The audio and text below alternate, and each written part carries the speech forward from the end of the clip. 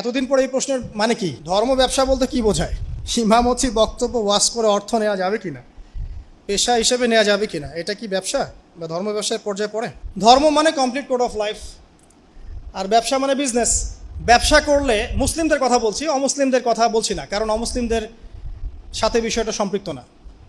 যারা ধার্মিক, যারা মুসলিম, তাদের কথা বলছি।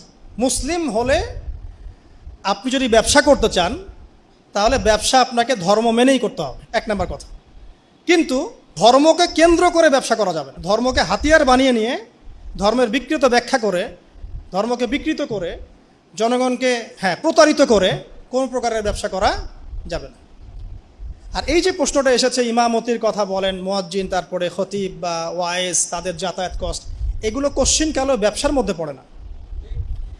একজন ইমাম, তার পরিবার নাই, সে যে 24টা ঘন্টা এখানে আছে, তার পরিবার আছে, তার সন্তান আছে, তার ভরণ পোষণের ব্যাপার আছে, তো তাকে মসজিদ কমিটি যারা আছেন তারা একটা হাদিয়া প্রদান করবেন না? যদি এটা না জায়েজ হয় তাহলে তো প্রত্যেকটা প্রফেশন থেকে টাকা নেওয়া না জায়েজ।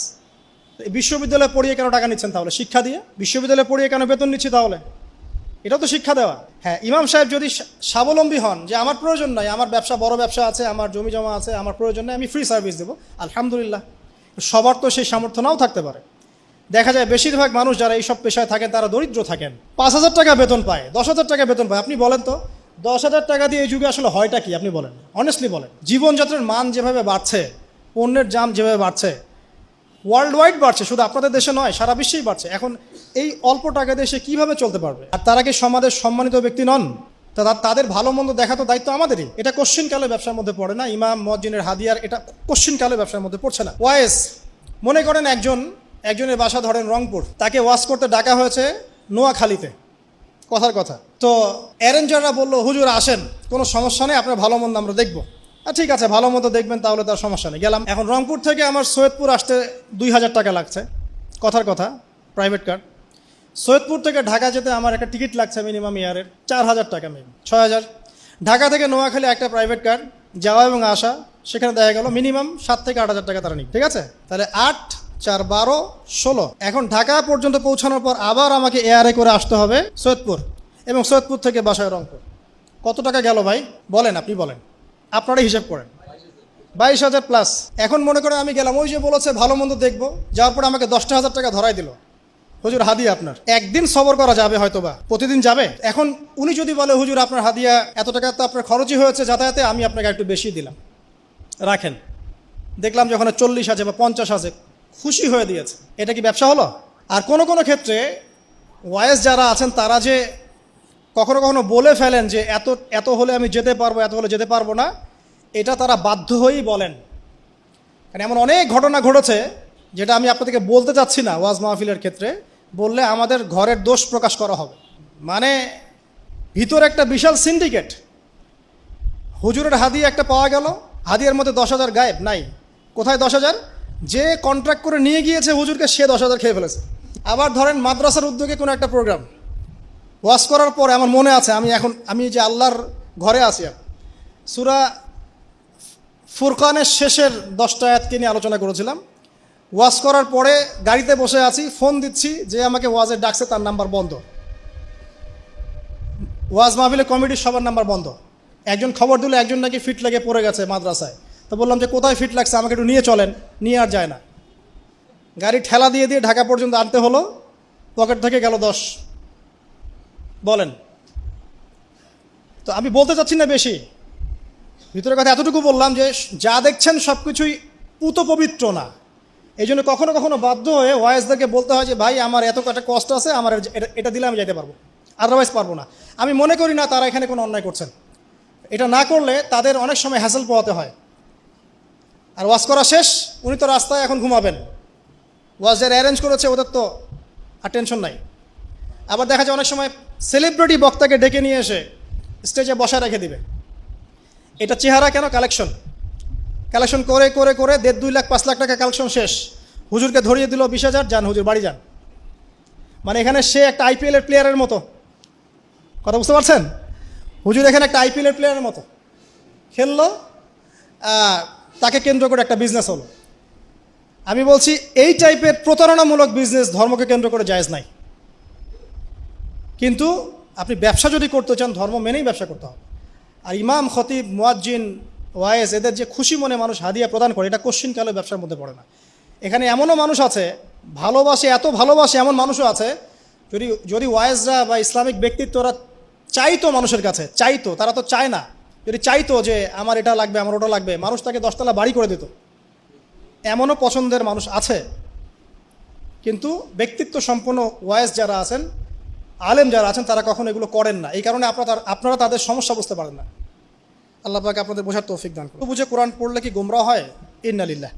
অর্থ বুঝে মানুষ কোরআন পড়লে গোমরাহ হবে কেন?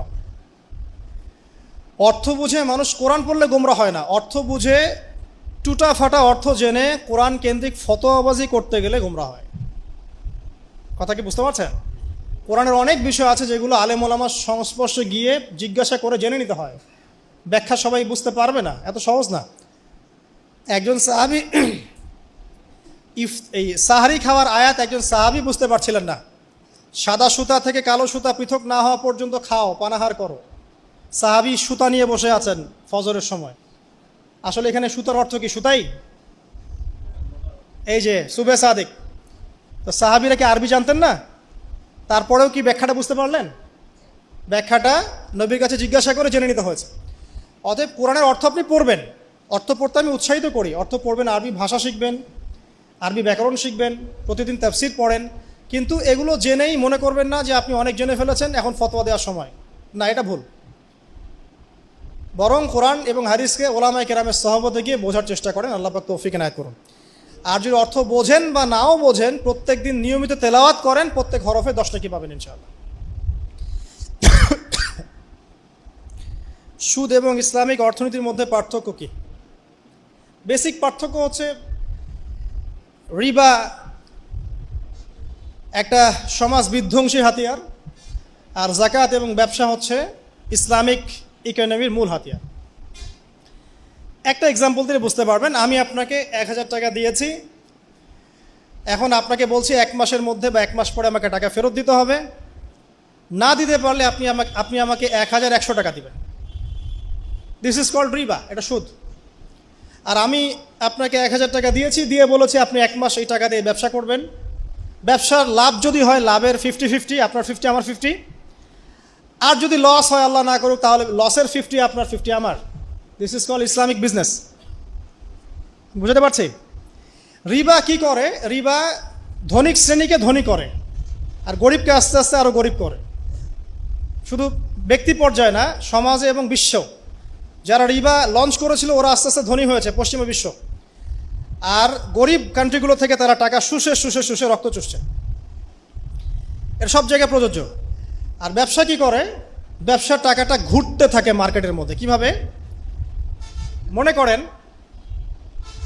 যে আপনি বিজনেস করছেন একটা নির্দিষ্ট টাকা দিয়ে। এই টাকাটা আপনি মার্কেটে যখন ছেড়েছেন, এই টাকাটা আস্তে আস্তে হ্যান্ড বাই হ্যান্ড ঘুরতে আসে। আপনি বিজনেস করছেন, এখানে লাভ এবং লসের রিস্ক আছে। আপনি লাভ করলেন, তাহলে টাকার কিছু টাকা আপনার হাতে আসলো, একজনের টাকা আপনার কাছে আসলো, তার মানে সে লস করেছে। আবার কালকে গ্যারান্টি নাই যে আপনি লাভ করবেনই, আপনি কালকে লসও করতে পারেন, কারণ আপনার টাকা আরেকজনের হাতে যাবে। আমি কি বুঝতে পারছি?